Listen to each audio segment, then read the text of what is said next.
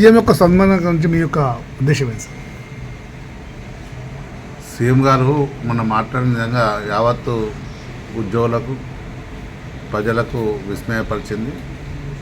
వాస్తవానికి ఉద్యోగులు న్యాయంగా గాంధీ మార్గంగా శాంతియుతంగా ఒక మహాదాన కార్యక్రమాన్ని ఏర్పాటు చేసుకున్న సందర్భంలో కొన్ని పత్రికల వల్ల ఇక సమరమేని రాయడం, మరి మా ఉద్యోగులు మమ్మపై దండయాత్ర చేస్తున్నారనే ఉద్దేశంతో చెప్పడం నిజంగా బాధగా అనిపించింది. ప్రజలు ఉద్యోగులు ఒకటే, ఎందుకంటే మేము ప్రజలకే వచ్చిన ఉద్యోగులం. మా జీతభత్యాల కొరకే మేము పోరాటం కానీ ప్రభుత్వాన్ని ఇరుకాటం పెట్టడానికి లేదు. మాకు న్యాయమైన వచ్చే డిమాండ్సే. వాస్తవానికి 5 డిఏలు ఇదివరకు ఎప్పుడు పెండింగ్ లేవు, పెండింగ్ బిల్స్.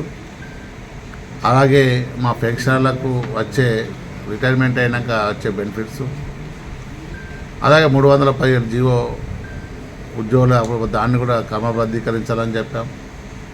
మరి ఇవాళ సిపిఎస్ విధానాన్ని పునరుద్ధరించి పాత ఓపీఎస్కి తీసుకురావాలని మీరు చెప్పిన మేనిఫెస్టో పెట్టేదే మేము మాట్లాడుతున్నాం.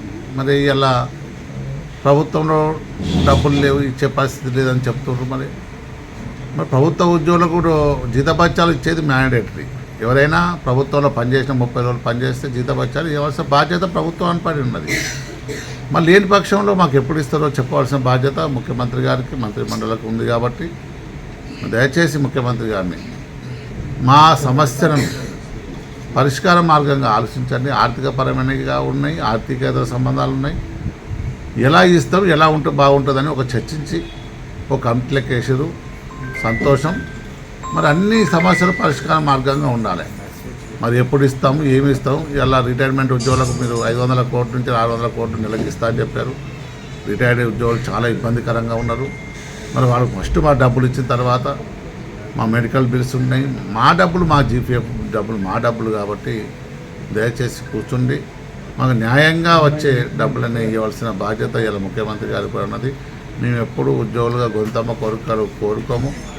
వచ్చిన తెలంగాణ, మేము కొట్లాడి తీసుకొచ్చిన తెలంగాణను మేము ఇబ్బంది పెట్టే పరిస్థితి ఉండదు. మేము ఏమైనా ప్రభుత్వంతో కొట్లాడి ఒప్పించి మెప్పించి సాధించుకుంటాం తప్ప కానీ మేము ఒక్కటేసారి దండయాత్ర ఉండదు. అంచెలంచెలుగా మీ మీద మాకు మంచి విశ్వాసం ఉంది. మీరు కూడా మాకు చాలాసార్లు చెప్పిండ్రు. మరి ఎప్పుడు అసలు ఇస్తారో మనకు చెప్పవలసిన బాధ్యత ప్రభుత్వం పడి ఉంది. పిఆర్సీ కూడా పెండింగ్ ఉంది సార్? పిఆర్సీ కూడా పెండింగ్ ఉంది. పోయిన గవర్నమెంట్లో 5% ఐఆర్ ఇచ్చిండ్రు. ఆ పిఆర్సీ కూడా పెండింగ్ ఉన్నది. ఆ పిఆర్సీ ఇప్పటికీ మరి 2001-7-24 కమిటీ వేసారు. అప్పంచెలు ఇవ్వాల్సిన బాధ్యత ఉంది. ఆ కమిటీని కూడా తెప్పించుకొని దాన్ని కూడా అంచెలంచెలుగా ఇవ్వమని చెప్తున్నారు. గత ప్రభుత్వంలో మీరు ఏమో ఎక్కువ మాట్లాడలేదు, మరి ఈ ప్రభుత్వం ఎట్లా?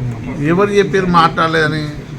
2018లో సర్వనాడు మహాసభలో అదొకసారి క్యాషే తీసుకొచ్చి చూస్తున్నాం మహాసభలో. ఇక సమరమే అని చెప్పాం. ప్రభుత్వాన్ని గట్టిగా మాట్లాడినాం. మళ్ళీ మాట్లాడినప్పుడే అప్పుడు మనం పిలిచి 2 రోజులు పిలిచిన అప్పుడు ముఖ్యమంత్రి గారు మాకు తీసుకొచ్చి పిఆర్సీ ఫిట్మెంట్ ఇచ్చిన సందర్భాన్ని ఇలా గుర్తు చేస్తాం. అప్పుడు మాట్లాడకపోతే ఇప్పుడు మాట్లాడతానికి ఇది ఎక్కడి వాదన అర్థమవుతలేదు. అప్పుడున్న ముఖ్యమంత్రి వేరు, ఇప్పుడున్న ముఖ్యమంత్రి వేరు. అప్పుడున్న అధ్యక్షుడు వేరు, ఇప్పుడున్న అధ్యక్షుడు వేరు. మరి అప్పుడు మాట్లాడలేదు, ఇప్పుడు మాట్లాడుతూ అనేది ఇది ఏది చిన్న పిల్లల లెక్క ఉన్నది. నాకు న్యాయమైన డిమాండ్స్ మేము అడుగుతుంటే అప్పుడు మాట్లాడలేదు, ఇప్పుడు మాట్లాడలేదు. చాలామంది ఇట్లా అడుగున్న సమాధానం బాగా అనిపిస్తలేదు. ఎందుకంటే నాది న్యాయంగా ఇచ్చేది, నా జీతభత్యం ఇవ్వమంటున్నాం. నా డబ్బులు నాకు ఇవ్వమన్న దానికి అడుగుతున్నాను. అడగంది అమ్మాయిని అన్నం పెట్టదు. నా పైసలు నేను అడగడానికి తప్పే ఉంది. మా ఉద్యోగులపై జీతభత్యాలు ఇవ్వమని చెప్తున్నాం. కానీ వేరే కొత్త అడిగితే మీరు చెప్పాలి ప్రభుత్వం ఇదే ఇబ్బందుల పాల్గొన్నది. జీతం ఇచ్చేది మ్యాండేటరీ. కాబట్టి మీరు మళ్ళీ ఆ క్వశ్చన్ కాకుండా ప్రభుత్వాన్ని మళ్ళీ ఒకసారి చెప్తున్నాం.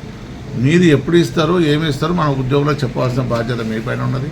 రిటైర్డ్ ఉద్యోగులు కూడా వాళ్ళకు భరోసా ఇవ్వాల్సిన బాధ్యత మీ పైన ఉన్నది. కాబట్టి నాకు కూడా మాకు ఉద్యోగ సంఘాలకు జేఏసీకి మీ మీద విశ్వాసం ఉంది సార్. మీరు పిలిచి మాట్లాడి మా సమస్యలు పరిష్కరించారు.